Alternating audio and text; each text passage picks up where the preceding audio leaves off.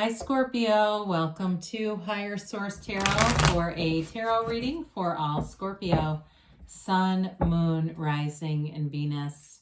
Thank you to all of you for your support of the channel. I love tarot. I love you. I think of you every single day. I think of tarot every day. I'm usually reading every day, and it's just part of who I am. So we're connected energetically, and we will stay that way. If you're new here, welcome to you. I post new readings every Friday, then again on Monday. Now, Mondays, the format or style of reading is different every week. So if a reading doesn't resonate, just come back in a couple of days and watch a new reading. I recently posted a 4-month predictive reading. So if you haven't seen that, it's for the months of September, October, November, and December. You might be interested in that one too. And if you haven't subscribed and you like tarot and you like this channel, I'd love to invite you to subscribe to Higher Source Tarot. Whoops, get control of the cards here. All right, let's begin here and get the guidance for Scorpio, Sun, Moon, Rising, and Venus. What does Scorpio need to know, please? What messages do you have for Scorpio? All right, we'll begin here with the tarot. We'll have the Angel Answers Oracle card reading too. We begin here with the 8 of Wands. Ooh, you've got the 8 of Swords. Interesting. The Hermit, the Chariot. It's interesting. The 7 of Swords, the Lovers, the Magician. Wow, that's really cool. You've got a really powerful reading here. You know, it's like with this, I feel like there's some conflict with somebody. Of course there is with the 7 and 8 of Swords. And it may be somebody who's very jealous of you. You've definitely got things moving forward. I mean, you've got a beautiful reading with 5 major arcana. You have Gemini, Cancer, Virgo. You've got Earth here, and you've got fire and air too. You've got Earth and the Empress, in case you're wondering. So the 8 of Wands, you're going to get some kind of information, but it's an interesting card because it's like a sudden change. It can really turn things on a dime in a positive direction. So if it's been something that you've been wondering about, it's like an exciting time where you brace for change. But if it's been something you've been wondering about, you get it all at once. You know, it comes rapidly. And so this can be too. It's an energy, if you have not been in communication with somebody, they're coming back. But I do feel like you've got a really nice balanced energy. You're manifesting positive things around you. I do feel like the 7 and 8 are definitely connected, those swords. And it feels like somebody that is envious. They're having a hard time watching you move on. It could be an ex, or it could be just a friend who's struggling and just has a hard time being happy for other people. It could be a family member too. But with the 8 of Swords, this is a restricted energy. It definitely it feels guilty to me. You know, the water represents guilt, and it can feel like not wanting to cut somebody out, but knowing that it's for your best and highest good. This is a committee meeting of the mind, that committee meeting that we don't ever want to keep in session because it doesn't do any good. It's just kind of that hamster wheel circling and circling. It is a self-imposed prison. And so with this, we have to be careful not to get too invested in those thoughts of trying to figure out what's happening, what's the future, because really you have right now, right? And so with this, it can be a card of developing things that will manifest. That's what I mean when I say we get into thinking about the future in a negative way. And when we put those strong feelings with it, it'll show up. So we just don't want to stay there. So with the Hermit energy being here, it's wisdom, it's knowledge. It is that inner guru who helps you. He tells you you're on the right path. He guides that light through uncertainty. It's the time in your life where when you know yourself, you know the universe. And it's all about staying true to yourself too. He is a card of disconnecting from society, but not humanity. So some of you, it may be about getting off of social media, off of certain outlets, or even if there's certain shows that you watch that you know have not been positive. You know, we want to watch shows about comebacks, about high vibrational stuff, things that uplift, those miraculous events where you watch it and you go, anything is possible in this universe. That's the kind of stuff that would bring in the Hermit energy, not things that would bring you down. It is a card, though, of going deep within and knowing yourself. So again, he does this in isolation. You don't do this at the hair salon or walking through a crowded airport. You know, it's that kind of energy where we have to have some solitude. He's very zen.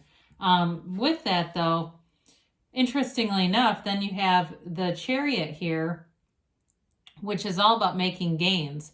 Okay, so when the Fool or the Soul meets the Chariot on its journey, because in the major arcana, each one of these cards represents an experience that you need to have in your life to kind of complete the wholeness of who you really are. And so this is all about learning about bringing heaven to earth. You have it multiple times, by the way, with not only the Magician here, but for some of you, the Empress or the Lovers. I mean, you have the Mother of the Tarot here too. You've got some really important cards here. It's, you know, the representations in this card are all about balancing your will and allowing the universe to be your guide with the Sphinxes down here. It's a card of using your mind to create, and anything is coming from your mind. So if it's work for you, if you're moving on to a new job, because I feel like you're moving on to something new and there's somebody around you that's jealous. If it's work for you, or you're getting more and more opportunities with things related to your career, again, you're seeing those in your mind. Everything came from the mind. Everything you see in your physical environment was once just a thought. This is having complete confidence, though. And for some of you, this also can be about travel. And that may be part of the jealousy too, if there's travel or moving. Because with this, the Seven of Swords also can be about moving, but it's very poorly planned out. It's not a well thought out energy. It can be a deceitful energy. It can be like talking about you and things like that too. But again, it's like the person who does that stuff, they do it with the people that are never going to take their side. They pick the wrong audience every single time when they do this stuff. And it's just coming from their own insecurity. It's somebody who has absolutely no idea who they really are. They have no idea why they're here. They live really at the ego level. And so they're upset and distressed most of the time. And so for you, I just don't see this aligning. When you have 5 major arcana and the 8 of Wands here, this makes no sense in your life to have this kind of energy. And I'm not trying to really promote discord by any means, or saying you need to cut somebody out. It just isn't an energetic match. And so you get what you are, and you're not the 7 of Swords in this reading. So with the Lovers showing up, you've got some really strong symbolic cards in terms of influencing your subconscious. This is one, and so is the Magician. It really is about using your mind to connect your subconscious with the divine. So temptations in a relationship don't exist. This is not the relationship where you or your partner has to explain what they were doing. They don't make those choices. This is a choice to love, to be integrous, to be faithful, and to honor each other. It is a card of a very important relationship. And when you're in this kind of love and you really see that it's the right person for you, nothing would get in the way of that. There's nothing that would hold you back. If it's a long distance relationship, that's represented here. It's about making the choice to love anyway. If there's some other barrier, maybe, I don't mean to say someone's kids are a barrier, but they can be another issue to kind of understand and grow with and adapt around their needs as well. But either way, if there's something with that, it's still love. There's still true, real love. In work relationships too, though, I see it developing and blossoming. Somebody's really flourishing here. You've got it multiple times. The Magician too, right? The bottom of the card represents your deep desires, your hunger for knowledge, but it's also the manifestations from the Garden of the Mind. So it's showing up in your 3D reality. It's making thoughts become things. The Magician is a master manifester. And also too, with the Magician here, there's no deceit. There's no trickery here. The Magician sees right through all that. So even if somebody is being dishonest, I don't see you engaging much with them. You know what you know, and so there's no point in listening to a bunch of excuses. The Magician too is like a power player. It would be like, somebody who's really famous dealing with somebody that they went to middle school with, right? And the person's trying to create drama. They don't have room for that. It's kind of like that energy where he's not smug, but he just puts his time into the right things. And so with the Magician here, you can have anything. Everything you want has already been created. It's just a matter of lining up with it energetically. It doesn't need to come from somewhere. It's already in the world. So the Empress is the mother of the tarot, and with the Lovers here too, you certainly have the potential here of a baby if that's what you're looking to manifest.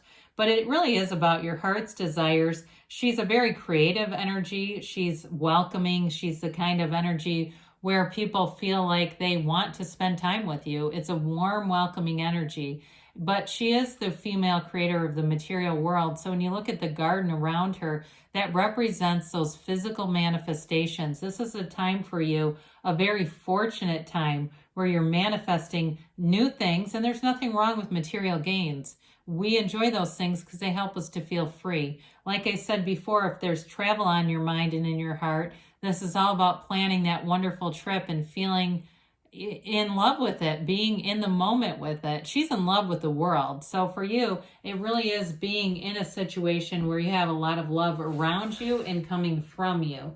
And like we said, you attract what you are. And so when you're in the energy of the Empress, you're going to attract love. You may notice when you're out and about, people give you more compliments. Maybe somebody even gives you something. You know, one of those things where you're waiting in line and they say, you can take my spot. Or I just got this free coffee. I'm not going to use it. Would you like it? All those little day-to-day things. When we stop, the tarot represents all that. You know, we stop and slow ourselves down enough to see it, and it will show up all day long. Okay. You've got if you believe. So ask, believe, receive. Know that miracles are happening all around us and to us. Trust. So trust that the universe hears your heart and is answering you. Remain positive. Well, you've got a very powerful reading here, so there's no downside to this. In the near future, they say. And you've got yes, okay? So good things are on the way here for you, Scorpio. I love you, and I'll be back again soon.